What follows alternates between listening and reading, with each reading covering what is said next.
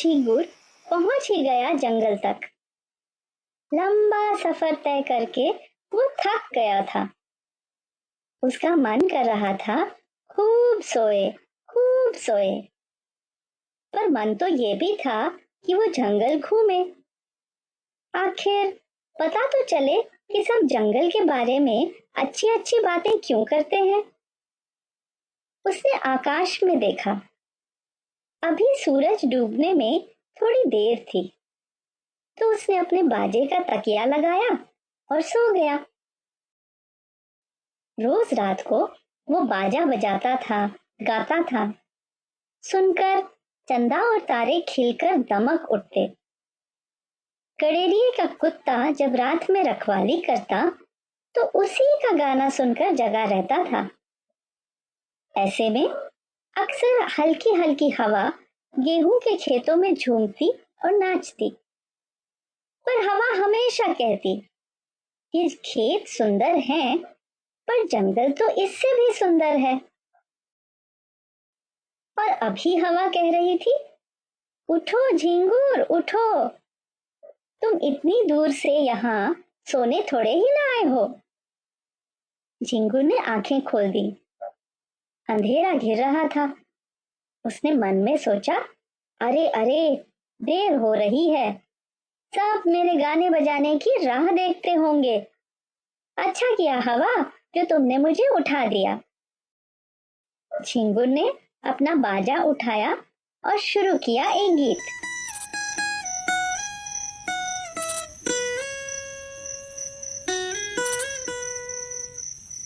पर उसी समय एक चिड़िया जोर जोर से गाने लगी।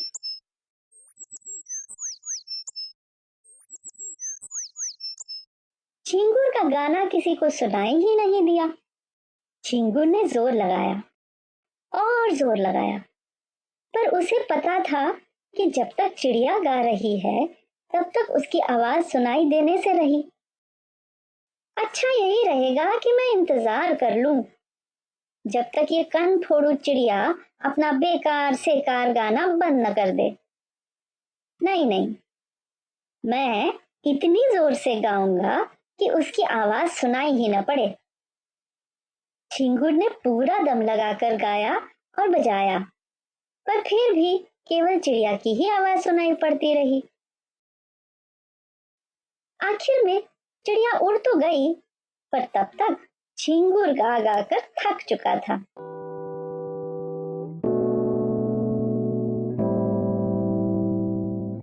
उसने बाजा एक तरफ रखा और आंख मूंद कर सुस्ताने लगा। तभी कहीं से गुर्राने की आवाज आई। झिंगुर डर के मारे पत्तियों के नीचे दुबक गया। हड़बड़ी में उसका बाजा भी छूट गया। उसने जोर से चिल्लाकर अपनी आवाज चंदा और तारों तक पहुंचाने की कोशिश की, पर वो गुर्राहट तो उससे भी जोर की थी। क्या फायदा मेरे गाने का जब कोई सुन भी नहीं सकता। उसने उसास भरी और पत्तियों में और अंदर सरक गया। अब इस भद्दी आवाज के चुप होने का इंतजार करना पड़ेगा। पर जब गुर्राने की आवाज बंद हुई तो दहाड़ने की आवाज शुरू हो गई। झिंगुर की तो सिट्टी पिट्टी गुम।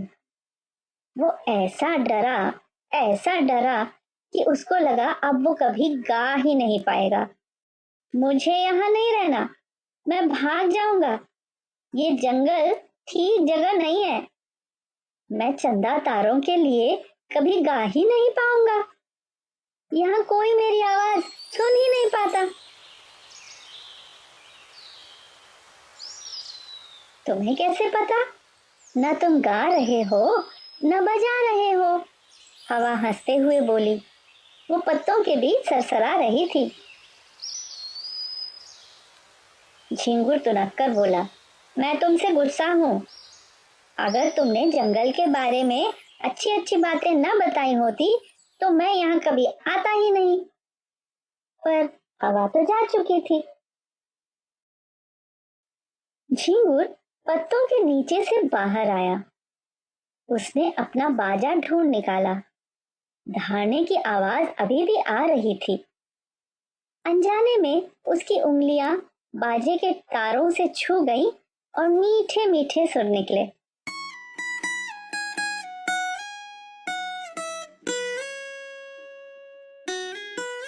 कितने मीठे सुर हैं, क्यों ना गाना हो जाए।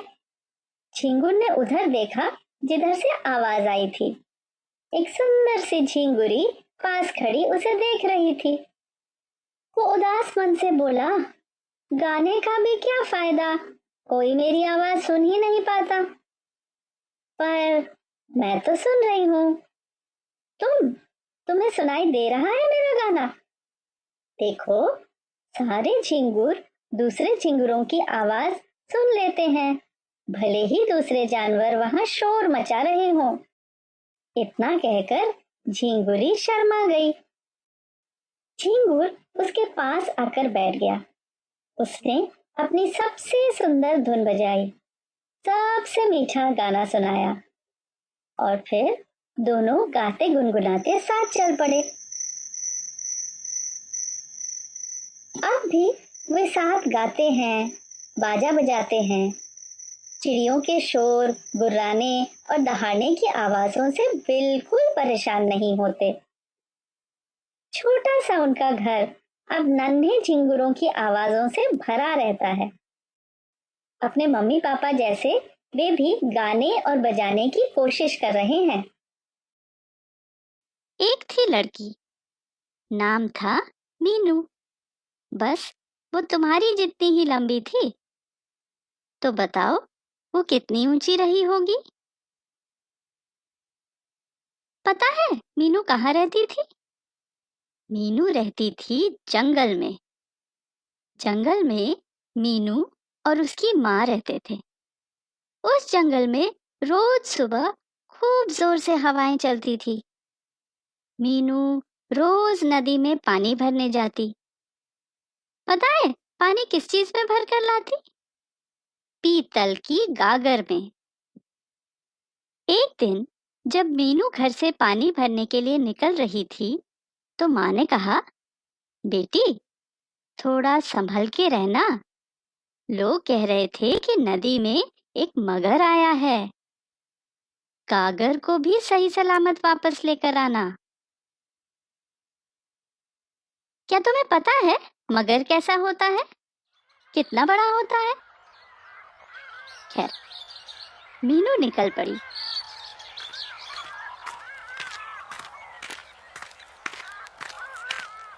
रास्ते में खेलती फुदकती, कभी किसी झाड़ी के पीछे झांकती, कभी देखती कि पेड़ के ऊपर क्या है।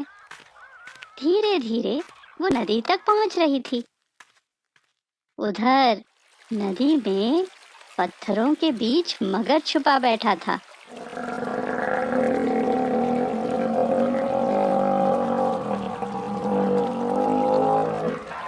उसे बहुत भूख लगी थी। वो सोच रहा था, जैसे ही कोई आएगा मैं उस पर झपट पड़ूंगा। कुछ समय बाद मीनू वहां पहुंची। वो नदी के किनारे बैठ गई और गागर को डुबाकर पानी भरने लगी।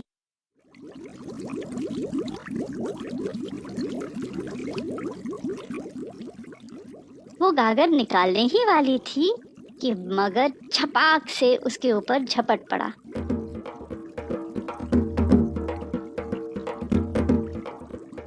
उसका बड़ा सा मुंह खुला हुआ था। वो अपने पैने पैने दांतों से मीनू को पकड़ने ही वाला था कि मीनू ने आओ देखा ना ताओ, बस धाड़ से गागर मगर के बड़े बड़े जबड़ों में फंसा दी।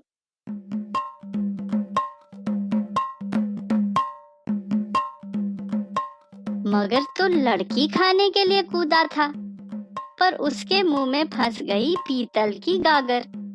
वो बेचारा गो गो करता रह गया। लेकिन मीनू के सामने एक आफत आ खड़ी हुई। उसे तो गागर वापस ले जानी थी।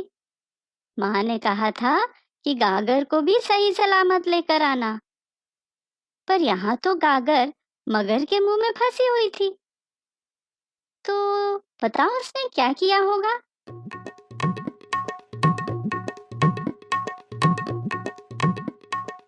मीनू कुछ देर तक सोचती रही। फिर वो एक लकड़ी उठाकर लाई और जोर से गागर पर दे मारी, टन से। मगर ने गो गो किया, लेकिन गागर नहीं छोड़ी।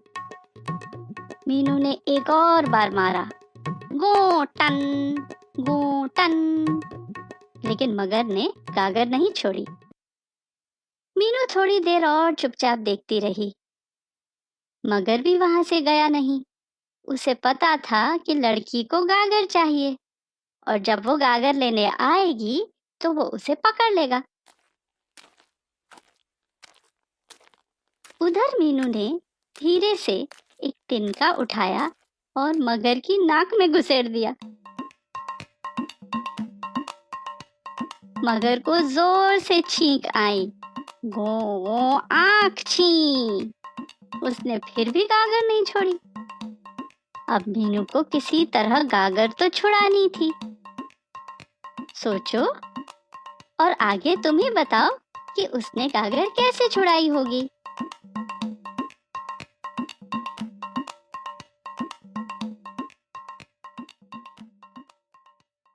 एक था गधा, धोबी का गधा।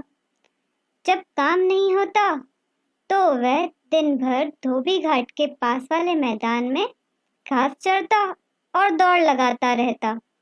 जब उसका मन करता, ची पों करने लगता।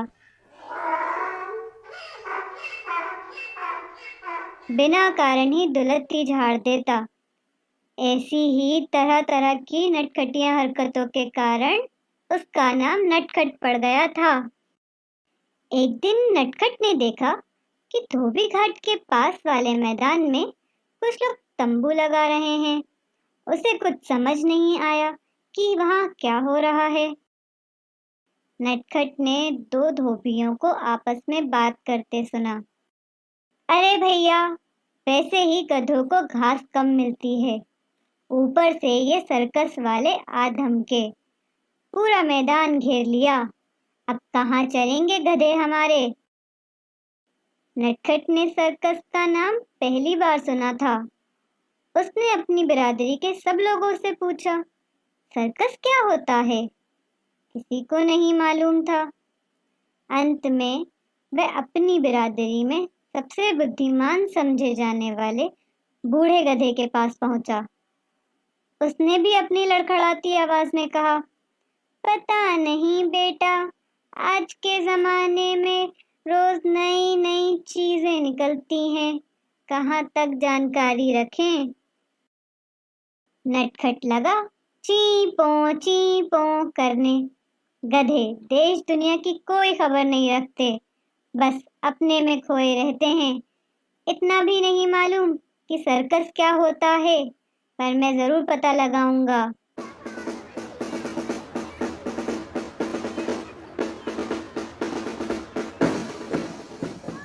अगले दिन नटखट जा पहुंचा सर्कस के पिछवाड़े। सामने के गेट पर तो चौकीदार था। नटखट ने इधर उधर देखा और फिर धीरे से तंबू के एक कोने से अपना सिर अंदर घुसा दिया।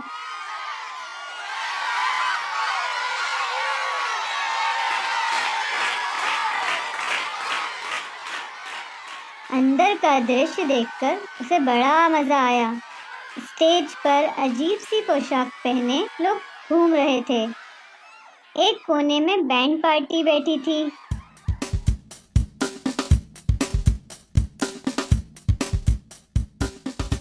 स्टेज पर हाथी, भालू, कुत्ते और तोते भी थे। वे तरह तरह के करतब दिखा रहे थे।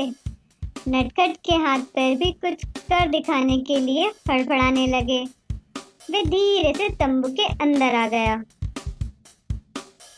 नटखट ने एक पल सोचा और फिर दौड़कर स्टेज पर जा पहुंचा। स्टेज पर हड़कंप मच गया। जोकर नटखट को पकड़ने के लिए उसके पीछे दौड़ने लगे।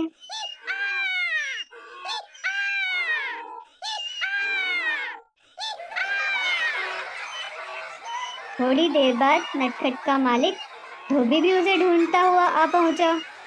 वह भी उसे पकड़ने के लिए स्टेज पर चढ़ गया। अब नटखट आगे और बाकी सब उसके पीछे। 1 चक्कर, 2 चक्कर, 3 चक्कर। आखिरकार जोकर थककर बैठ गए, पर धोबी दौड़ता रहा। जैसे ही धोबी नटखट के करीब पहुंचता, वह जोर की दुलत्ती झाड़ देता। हर दुलत्ती पर दर्शकों में हंसी का फव्वारा छूट पड़ता।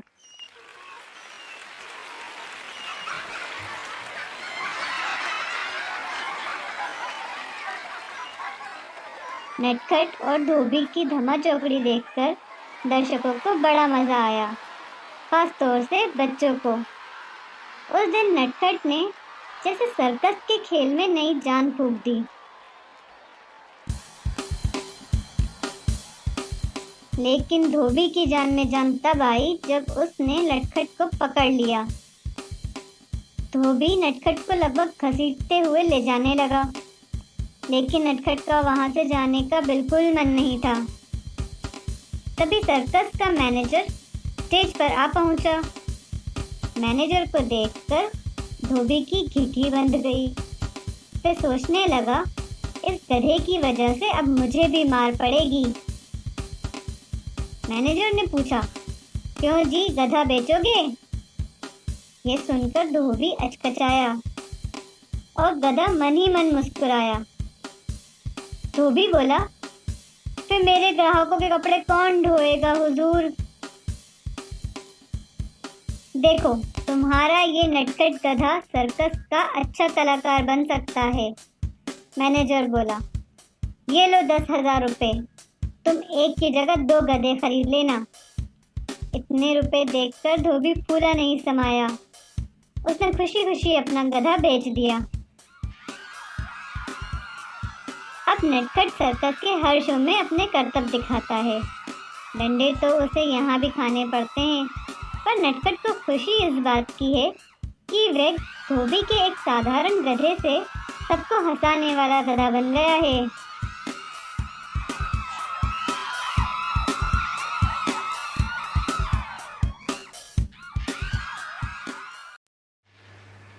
नमस्कार, मैं हूं लाल बहादुर।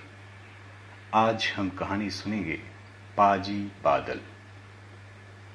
इस कहानी के लेखक हैं गुलजार। इसका प्रकाशन चकमक के 100वें अंक में हुआ था।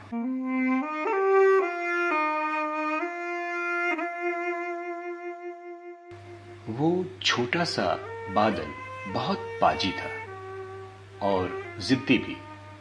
आवारगी का बहुत शौक था। हर वक्त नित नई शरारत सूझती थी। कभी हवा की पीठ पर बैठ जाता और दौड़ा लेता उसे।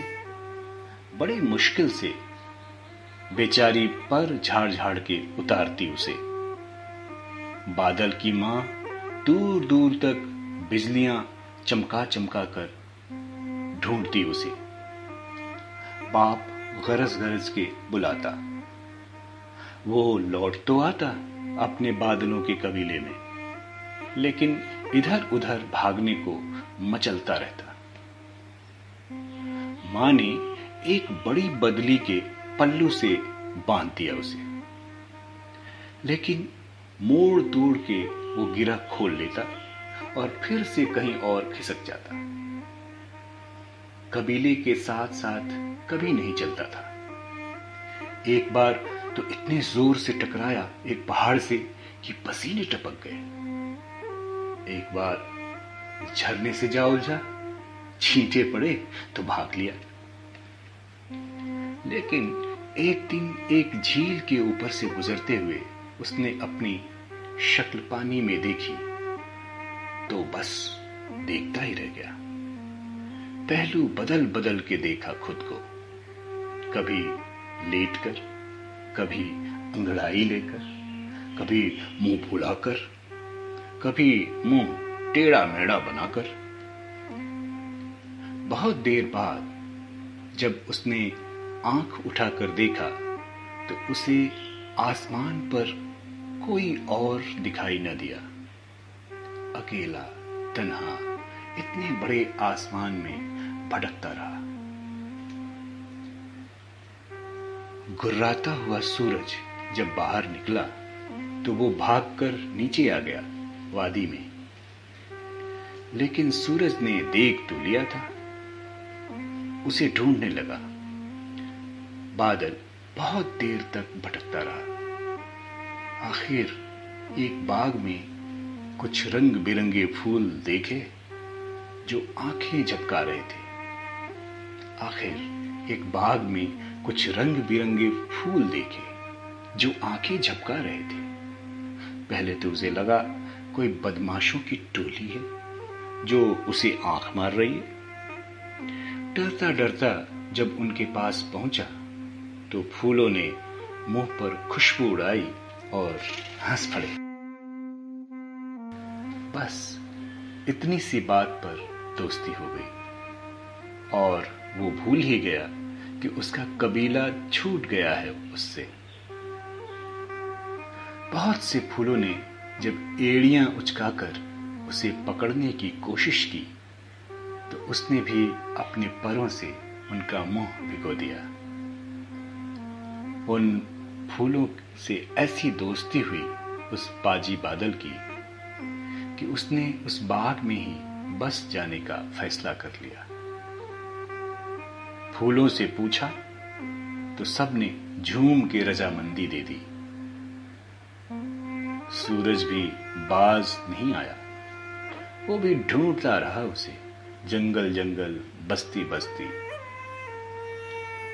सूरज जब भी उस बाग से गुजरता फूल जल्दी से उस मोटू को अपनी पत्तियों में छुपा लेते बूंद बूंद करके। जब सूरज चला जाता तो वो रात भर फूलों के चेहरे पर ओस की तरह चमकता रहता और सुबह सूरज के आते ही फिर छिप जाता। उसकी मां अब भी आती है हर साल, बरस बरस के फूलों से पूछती है, मगर वो छुपा रहता है, सामने नहीं आता। और जब मां चली जाती है तो फूलों पर बूंद बूंद कर चमकने लगता है पाजी पाजी बादल। Thank you.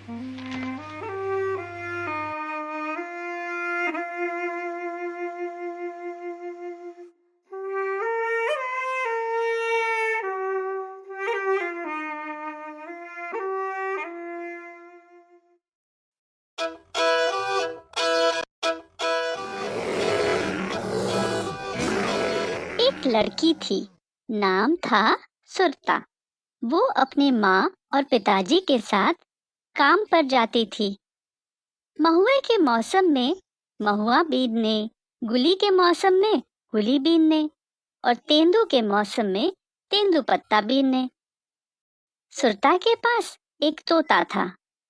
उसका नाम था गंगाराम। दोनों अच्छे दोस्त थे। जहाँ सुरता जाती गंगाराम भी साथ जाता। गंगाराम पिंजरे में नहीं रहता था। वो जहाँ जाना चाहे जाता था, पर हमेशा सुरता के पास वापस आ जाता था। महुए का मौसम था। सुरता रोज सुबह उजाला होने से पहले ही अपनी माँ के साथ महुआ बीनने चली जाती थी। उसने अपने पिताजी से सुना था कि रीछ भी रात को महुआ खाने आते हैं। तुम्हें पता है रीछ क्या होता है? रीछ माने भालू। तो पिताजी ने कहा कि से बचकर रहना चाहिए, नहीं तो वे झपट कर मार डालते हैं। एक रात सुरता अपनी खटिया पर सो रही थी। खटिया के नीचे गंगाराम सोया था। सुरता को एक सपना आया। उसने देखा सुरता, उसकी माँ, पिताजी और तोता अब महुआ बीनने निकले थे। महुआ बीनते बीनते सुरता अपनी माँ और पिताजी से दूर निकल गई थी। गंगाराम उसके कंधे पर बैठा था। तभी एक पेड़ के नीचे सुरता को एक छोटा सा रीछ दिखा। वो भी महुआ बीन कर खा रहा था। रीछ बहुत प्यारा सा था। सुरता रीछ के पास गई तो वो उससे बातें भी करने लगा। सुरता ने उससे दोस्ती कर ली। रीछ ने छोटे छोटे जूते पहन रखे थे। सुरता ने रीछ के जूते भी पहन कर देखे। वो अजीब से गोल गोल से थे। गंगाराम, छोटा रीछ और सुरता तीनों मिलकर खेलने लगे। उनको बड़ा मजा आ रहा था।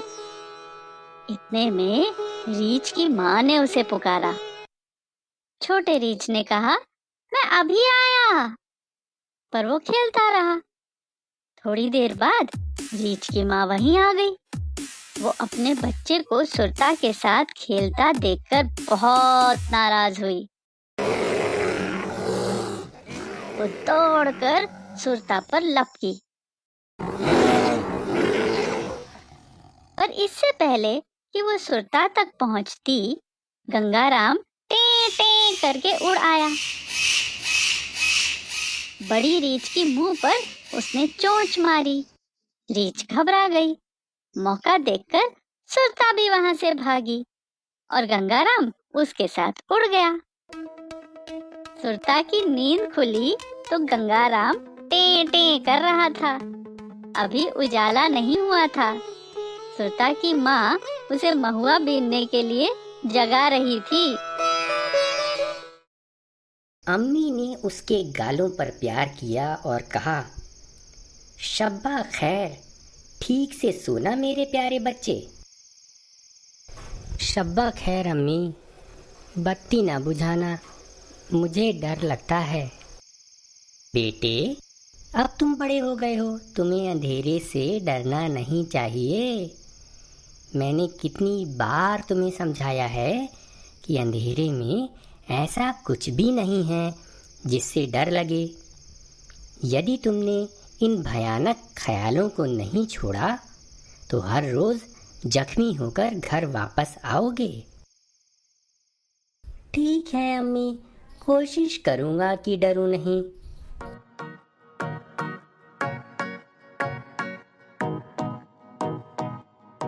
जब सारी बत्तियां बुझ गईं, उसने कंबल सिर के ऊपर तक खींच लिया। उसके ख्यालों में स्कूल घूम रहा था। सभी बच्चे उसका मजाक उड़ाते थे। वे उसे नन्हा चूहा कहकर चिढ़ाते थे, क्योंकि वह हर आहट से घबराकर चूहे की तरह कोने में छिप जाता था।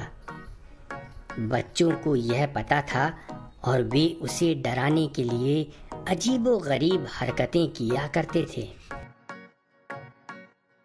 उस दिन एक बच्चा पेड़ के पीछे जा छिपा। जब वह घर लौट रहा था, बच्चे ने उसे चौंका दिया। वह गिरते पड़ते घर की ओर भागा। जब वह घर पहुंचा तो उसके कपड़े गंदे और फटे हुए थे।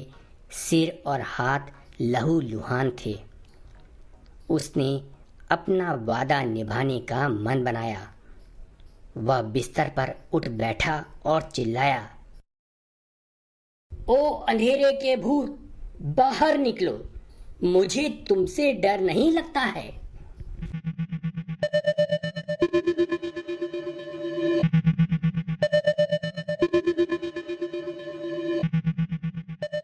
अचानक उसका पलंग हिलने लगा।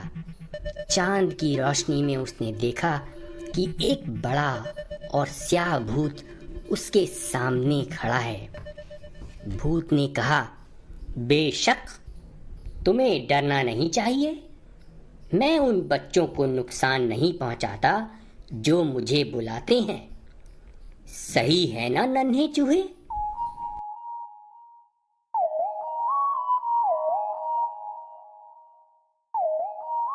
उसकी आंखें खौफ से फैल गईं।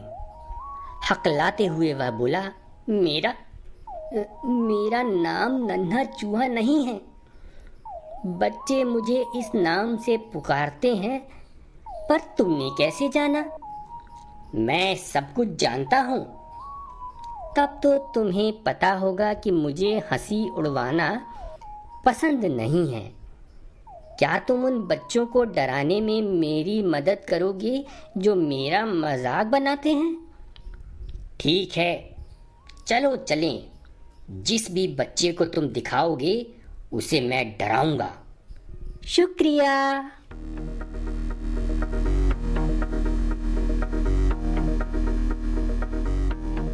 तब से हर रात दोनों दूसरे बच्चों को डराने निकलते। अब केवल एक ही था जो अंधेरे से नहीं डरता था, और वह था नन्हा चूहा। भूत के साथ उसकी दोस्ती के बारे में कोई नहीं जानता था, लेकिन सभी जानते थे कि कुछ खेल तो हुआ है, क्योंकि भूत उसके पास नहीं फटकता था। एक बच्चा बहुत शरारती था। उसे सब छोटा शैतान कहते थे। छोटे शैतान ने इस राज से पर्दा हटाने की ठानी, और इसलिए उसने नन्हे चूहे को अपने जन्मदिन की दावत में बुलाया। कल मेरा जन्मदिन है, तुम्हें आना ही है, लेकिन जल्दी आना, क्योंकि सारे बच्चे अंधेरा होने से पहले घर जाना चाहते हैं। ठीक है, उन्हें जल्दी जाने दो, मैं रुकूंगा। तुम्हारा क्या मतलब है? तुम्हें अब अंधेरे से डर नहीं लगता? बिल्कुल नहीं। अंधेरे का भूत मेरा दोस्त है। जो बच्चे भूत को बुलाते हैं उन्हें वह नहीं डराता। छोटे शैतान ने सोचना शुरू किया, लेकिन कुछ कहा नहीं। जन्मदिन की दावत पिछले सालों की तरह नहीं थी। हर कोई डरा हुआ था और अंधेरा होने से पहले घर जाना चाहता था। केवल नन्हा चूहा निश्चिंत था और इत्मीनान से बैठा हुआ था। रात को जब उसने घर जाना चाहा, तभी उसे अंधेरे का भूत दिखा। तुम यहाँ क्या कर रहे हो? सारे बच्चे तो जा चुके हैं, डराने के लिए तो कोई नहीं है। हाँ, मैं जानता हूँ, लेकिन मैं केवल उन बच्चों को नहीं डराता जो मुझे बुलाते हैं।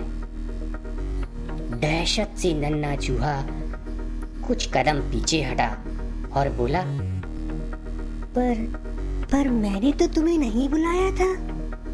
हाँ, आज छोटे शैतान ने मुझे बुलाया है।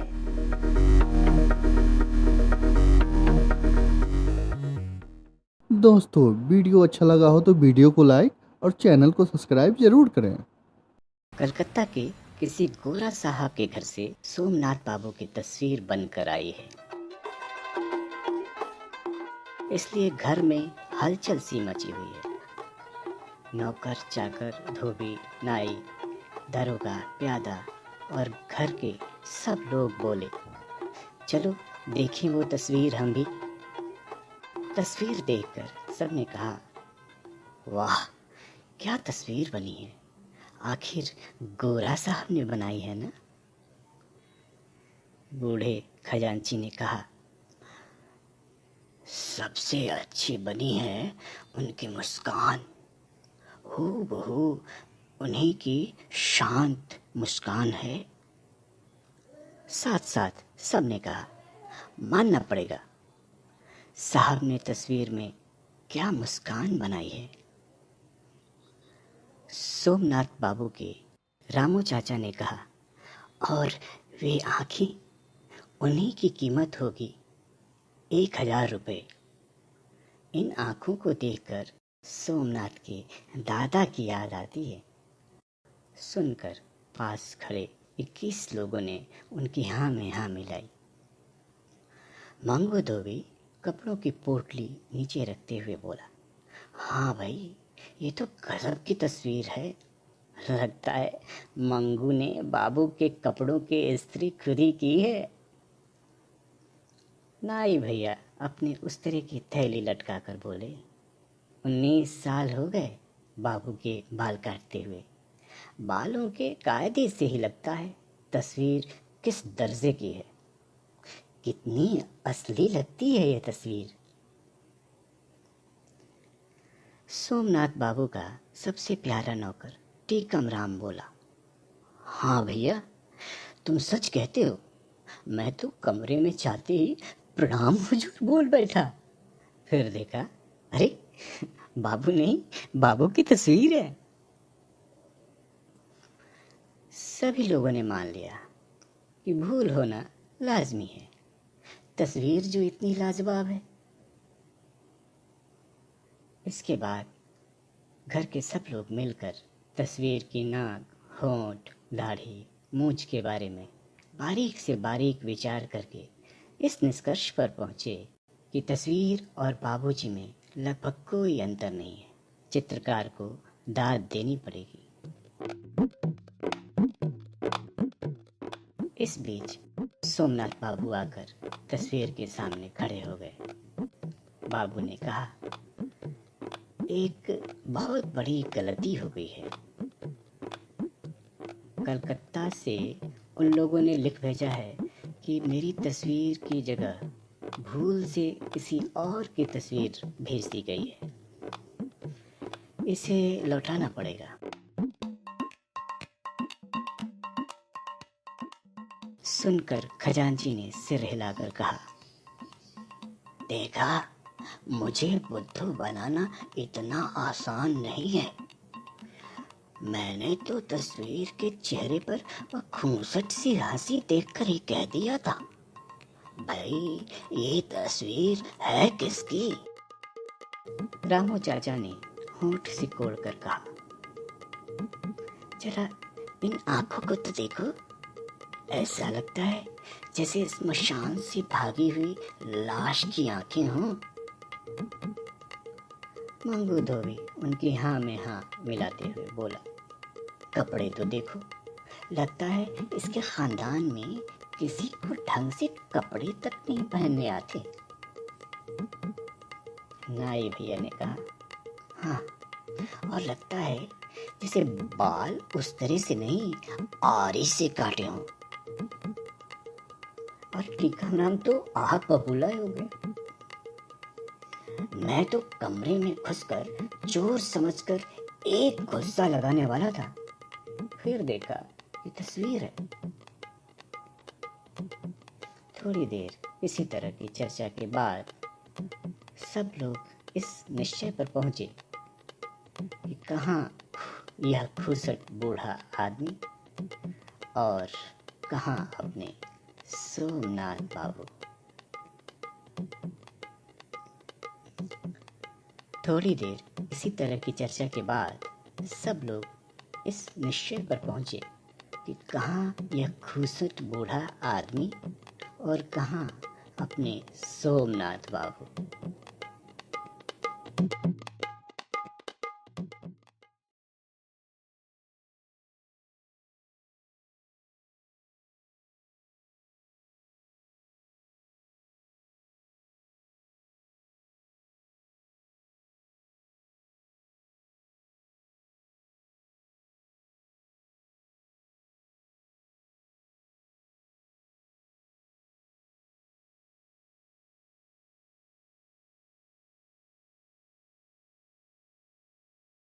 दोस्तों वीडियो अच्छा लगा हो तो वीडियो को लाइक और चैनल को सब्सक्राइब जरूर करें।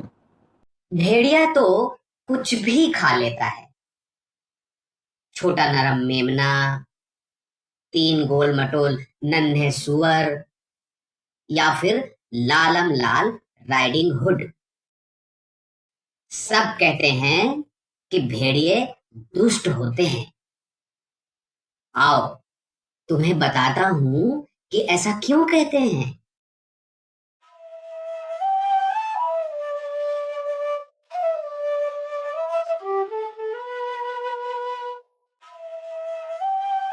बहुत दिनों की बात है। एक भेड़िया था जो अपने नन्हे मुन्नों के साथ रहता था। अभी वह दुष्ट खूंखार भेड़िया नहीं बना था, बस एक आम भेड़िया था। एक दिन वह एक नन्हे मेमने से मिला जो अपने झुंड से बिछड़ गया था। भेड़िए ने एक जोरदार मुस्कान से मेमने को सलाम किया, ऐसी मुस्कान कि उसके सारे चमाचम सफेद दांत दिखने लगे।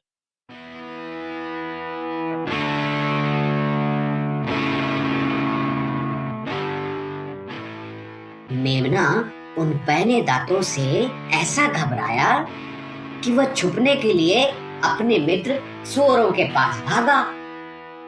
सुअरों को उसने अपना रोमांचक किस्सा सुनाया। एक दुष्ट भेड़िए ने मुझ पर हमला किया। वह अपने नुकीले दांतों से मुझे काट खाना चाहता था। मेमने कुछ बढ़ा चढ़ा कर तो बताते ही हैं। सुअर बेहद नाराज हुए। एक बेचारे छोटे से मेमने पर हमला, वह भी बिना बात की। कितने शर्म की बात है। यह दुखद समाचार वे अपने पड़ोसी हंस के साथ कैसे न बांटते। एक बड़े से भेड़िए ने एक नन्हे मेमने पर हमला किया। वह अपने चक्कू जैसे बड़े बड़े दांतों से उसे खा जाना चाहता था। सुअर कुछ बढ़ा चढ़ा कर तो बताते ही हैं। हंस को बड़ा गुस्सा आया। एक छुटके निहत्थे मेमने पर हमला, कितनी बदनामी की बात है। यह भयंकर समाचार वह गधे को जरूर बताएगी। एक विशालकाय भेड़िया, तलवार जैसे बड़े बड़े दांतों वाला, मेमनों के एक पूरे परिवार को खा गया। वह उन्हें साबुत ही निगल गया। हंस कुछ बढ़ा चढ़ा कर तो बताते ही हैं। गधे के दुख का ठिकाना ना रहा। इस तरह बिना बात मेमनों के झुंड पर हमला, कैसी भयानक बात है। वह बिना समय गवाए यह समाचार चूहे को देने पहुंचा। राक्षसों जैसे खूंखार भेड़ियों के एक दस्ते ने मेमनों के एक पूरे झुंड पर हमला किया है। उनके दांत भालों जैसे बड़े बड़े थे। एक भी मेमना नहीं बचा। गधे कुछ बढ़ा चढ़ा कर तो बताते ही हैं। चूहा दहल कर रह गया। एक बार में मेमनों का पूरा झुंड, यह सहा नहीं जा सकता। वह पक्का करता है कि यह घातक समाचार मुर्गों तक पहुंच जाए। भेड़िए छुट्टे घूम रहे हैं। दुनिया के सब जानवर खतरे में हैं। सब तरफ अफरा तफरी मच गई। जब मुर्गे छुपने की जगह ढूंढ रहे थे, उसी टाइम चूजों ने खबर को और फैला दिया। तो इस तरह यह अफवाह फैलती गई और फैलती गई, जब तक कि सारे जानवर दुष्ट खूंखार भेड़िए की करतूतों को बखानने नहीं लगे। वह बदसूरत है, किसी जानवर ने कहा। वह दुष्ट है, दूसरा बोला। अरे वह तो पूरा राक्षस है, तीसरे ने कहा। हर कोई आतंकित। जान बचाकर भागो, एक खूंखार दरिंदा है। जो भी जानवर उसके सामने पड़ता है, वह उस पर हमला कर देता है। वो बहुत बड़ा है, बदसूरत है और बेहद भूखा। ये बातें चलती रहीं और एक दिन भेड़िए को दो चिड़ियों की बातचीत सुनाई दी। एक निर्दयी राक्षस अपने रास्ते में पड़ने वाली हर चीज को नष्ट करता जा रहा है। निर्दयी राक्षस, बड़ी भयंकर बात है। भेड़िया बुरी तरह घबरा गया।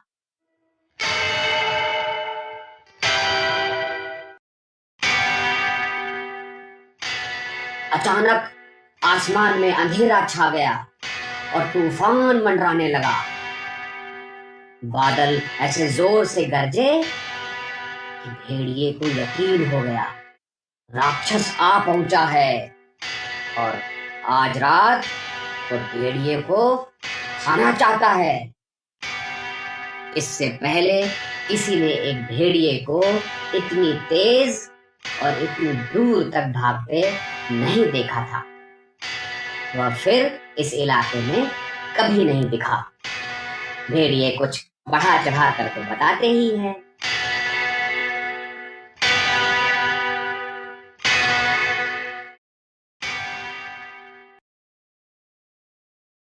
एक गांव में एक औरत थी जो कभी गाती नहीं थी।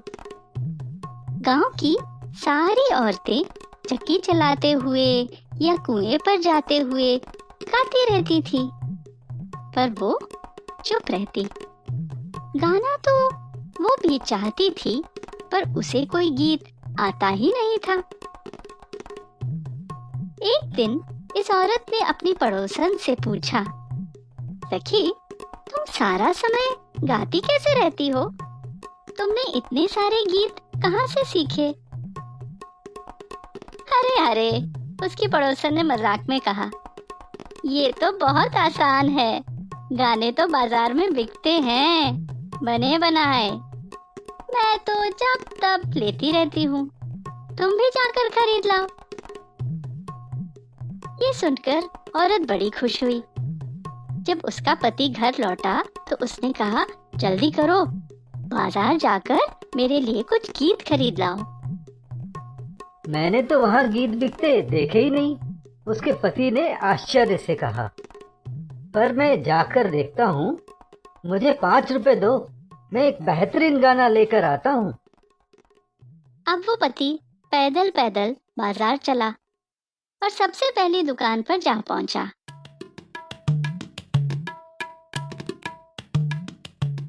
वहाँ अनाज बिकता था। उसने दुकानदार की तरफ पैसे बढ़ाए और कहा, एक बढ़िया सा गीत दे देना भाई। दुकानदार ने मस्खरी से अपने बेटे को आंख मारी और कहा, ओहो, मेरे तो सारे गीत बिक गए। ऐसा करो, सब्जी वाले के पास देख लो। पति सब्जी वाले के पास पहुंचा। गीत तो नहीं है, उसने कहा। कपड़े वाले का भी यही हाल था। जौहरी के पास देख लो, उसने सुझाया। और इस तरह वो बेचारा सारी दोपहर एक दुकान से दूसरी दुकान भटकता रहा, पर एक भी गीत नहीं खरीद सका। आखिरकार वो दुखी मन से घर की ओर लौटने लगा। रास्ते में उसे एक बिल खोदता चूहा दिखा। इससे उसके मन में एक विचार आया, मैं खुद ही एक गीत बना लेता हूँ जिसमें ये चूहा होगा। उसने सोचा और हो गया शुरू। खोदे खरड़ खरड़। अब इस जुगत से खुश होकर वो गाता हुआ चल पड़ा। खोदे खरड़ खरड़, खोदे खरड़ खरड़, खोदे खरड़ खरड़। आगे उसे एक सांप रेंगता हुआ दिखाई दिया। सर के सरर सरर, सर के सरर सरर। अब वो गर्व से गाता चला।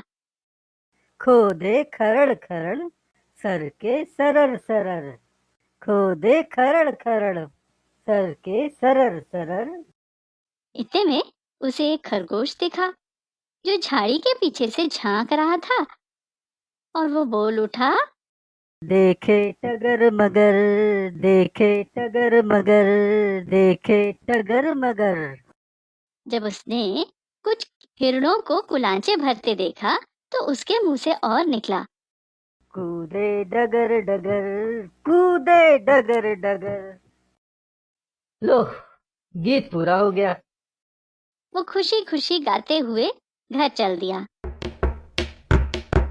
खोदे खरड़ खरड़ करके सरर सरर, देखे डगर मगर, कूदे डगर डगर। घर लौटकर उसने गीत अपनी पत्नी को सुनाया और बोला, बाजार का सबसे महंगा गीत है ये।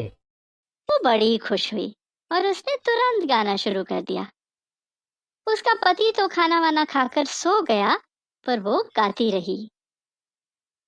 खोदे खरड़ खरड़, खोदे खरड़ खरड़, सर के सरर सरर, सर के सरर सरर, देखे टगर मगर, देखे टगर मगर, कूदे डगर डगर, कूदे डगर डगर। वो इतना खुश थी कि न उससे कोई काम होता न ही नींद आती। अंत में आधी रात के आसपास उसने चक्की पीसना शुरू किया, साथ ही साथ वो गीत भी गाती जाती थी।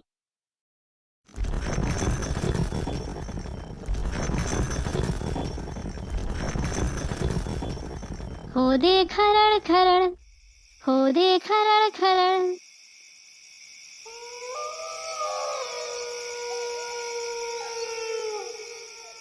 उसी समय 4 चोर चुपके चुपके उस घर की दीवार में सेंध लगा रहे थे, मतलब दीवार में छेद बना रहे थे।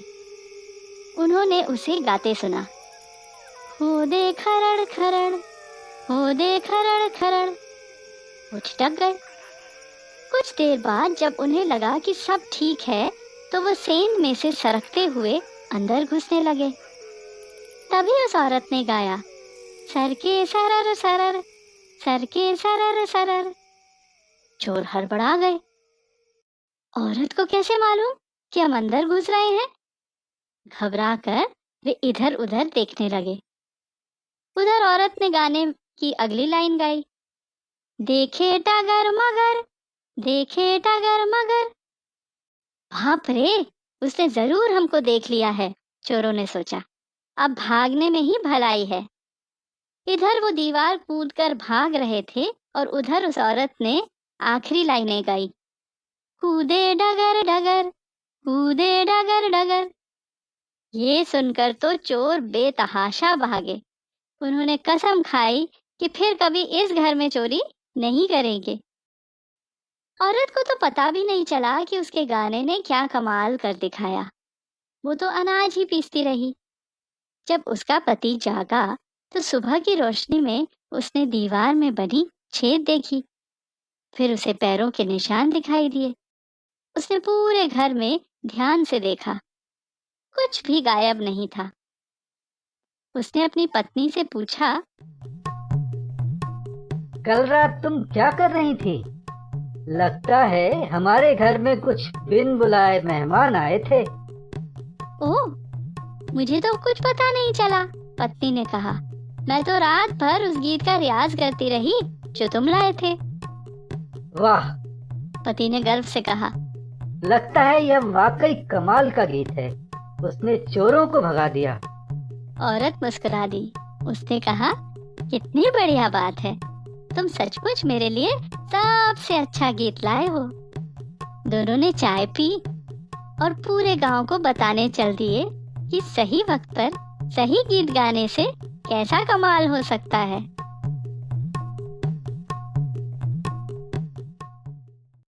माँ, गबरू चिल्लाता है। 8 दिन का गबरू, मुलायम, सफ़ेद, रोएदार, नाजुक शरीर, काली काली भोली आँखें, बहुत ही चंचल। ज़रा खूंटे से छूटा कि चौकड़ियाँ भरने लगता है। इस समय गबरू उदास खड़ा है। जैसे ही कोई बात याद आती है, अचानक रंभाने लगता है।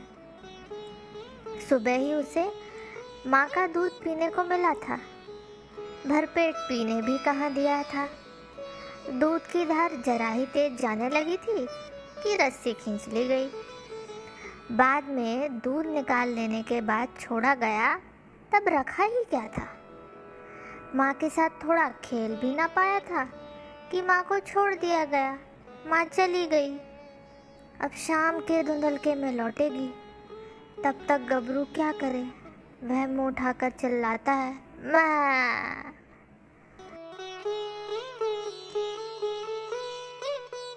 स्वरूप जैसे ही गबरू की रस्सी खोलता है, वह हाथ से छूटता सा आंगन में चौकड़ियाँ भरता है।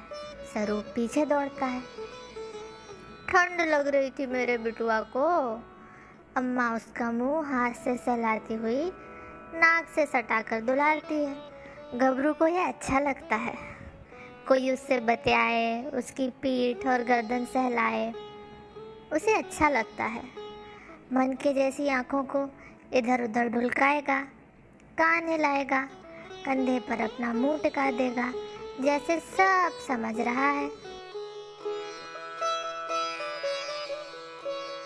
छन्नू हुलसकर कहता है, अम्मा तुमने गबलू को काजल लगाया है ना? नहीं तो? वाह, लगाया कैसे नहीं है? देखो तो इसकी आंखें कितनी सुंदर हैं, काली काली। नटखट। अम्मा हंसकर छन्नू के गाल पर चपत लगाती है। यही गबरू के पास खेलना। छन्नू गबरू के पास बैठा उसके कान, मुंह, पैर छू कर देखता है, उसकी पीठ सहलाता है, उससे बात करता है, फिर थोड़ी देर बाद चला जाता है। गबरू फिर अकेला रह जाता है। अब वह क्या करे? शाम न जाने कब होगी, माँ कब आएगी। वह कुछ देर इधर उधर देखता है, फिर नरम सी धूप में उसका मन सोने को होता है। पैरों को आहिस्ता से मोड़कर बैठ जाता है, मुंह घुटने पर रखकर सो जाता है। बीच बीच में किसी आहट या मक्खी के कारण कान हिलाता है, आंखें खोलता है। थोड़ी देर बाद ही उसे लगता है कि वह बहुत सो लिया, शायद माँ आने वाली होगी। वह अचकचाकर खड़ा हो जाता है। मैं। अम्मा देखो, गबलू फिर चिल्लाया। अब उसे धूप लग रही होगी, ला भीतर बांध देती हूँ। अम्मा उसे अंदर लाकर बांध देती है, उसे पानी पिलाती है। गबरू को पानी अच्छा नहीं लगता, वह माँ का दूध पीना चाहता है, पर दिन है कि ढलता ही नहीं। वह फिर रंभाता है, मैं। अब क्या है? अम्मा फिर उसे दुलारती है और थोड़ी देर उसे खुला छोड़ देती है। आज़ादी पाकर वह थोड़ा खुश होता है। आंगन में, द्वार पर, गली में चौकड़ी भरता है। कोई चीज़ दिखती है, उसे सूंघता है, फिर अचानक उछलता है। लेकिन थोड़ी ही देर में गबरू फिर उब जाता है। अब क्या करे? समय रत्ती रत्ती सरक रहा है। कब शाम होगी? माँ कब आएगी? कब दूध पीने को मिलेगा? वह थक कर हारा हुआ सा बैठ जाता है। अभी थोड़ी देर पहले छन्नू महाशय अपनी मित्र मंडली को लेकर आए थे अपने गबरू को दिखाने। बच्चे बड़े कौतूहल से उस नन्हे बछड़े को देखते रहे। कान कैसे मुलायम हैं, पूंछ तो अभी छोटी है, सींग अभी नहीं है, यहाँ उगेंगे कानों के ऊपर। आहा, माथे पर लाल चंदक कैसा सुंदर है। अच्छा है ना हमारा गबलू? हाँ, बहुत अच्छा है, बहुत ही प्यारा, सब बच्चे बोले। पर गबरू को तो यह सब जरा नहीं सुहाता। कभी कान पकड़ेंगे तो कभी पूंछ तो कभी मुंह खोलेंगे। वह उठ खड़ा होता है, भागना चाहता है, पर पैर रस्सी में उलझ जाता है। मैं। अरे राम, अम्मा आकर सारे बच्चों को डांटती है। क्यों तंग करते हो उसे? दूर से ही देखो। बेटा, वह अभी छोटा है, डरता है ना। अम्मा उसकी पीठ सहलाती है। वह अम्मा के कंधे पर मुंह टिका देता है, मानो शिकायत कर रहा हो। और कब तक इंतज़ार करना होगा? आखिर माँ कब आएगी? और गबरू के इंतज़ार में धीरे धीरे दिन ढलने लगा। सूरज पहाड़ी के पीछे सरकने लगा। आकाश में चिड़िया और कौवे उड़ते आ रहे थे। मुंडेर पर बैठी चिड़िया की तरह धूप भी जैसे कहीं उड़ गई। खेतों से लौटते हुए बैलों की घंटियां बजने लगीं। गबरू को विश्वास हो चला कि अब माँ जरूर आ रही है। वह रस्सी को झटका देते हुए कई बार रंभाता है, मैं। वो देखो, हमारी गैया आ गई, कितनी जल्दी जल्दी आ रही है, छन्नू सूचना देता है। गाय दूर से ही रंभाती है। गबरू माँ की नकल करता है, मैं। स्वरूप, गबरू को खोल दे, मैं दूध का बर्तन लाती हूँ। स्वरूप जैसे ही गबरू को खोलता है, गबरू उत्साह और वेग से उछलता हुआ माँ की ओर दौड़ता है। गाय हूँकती है। वह उतावला सा लपक कर पेट के नीचे पिछली टांगों में मुंह देता है। हड़बड़ाहट में उसे पहले तो थन मिलते ही नहीं, फिर ढूंढकर दूध पीने लगता है।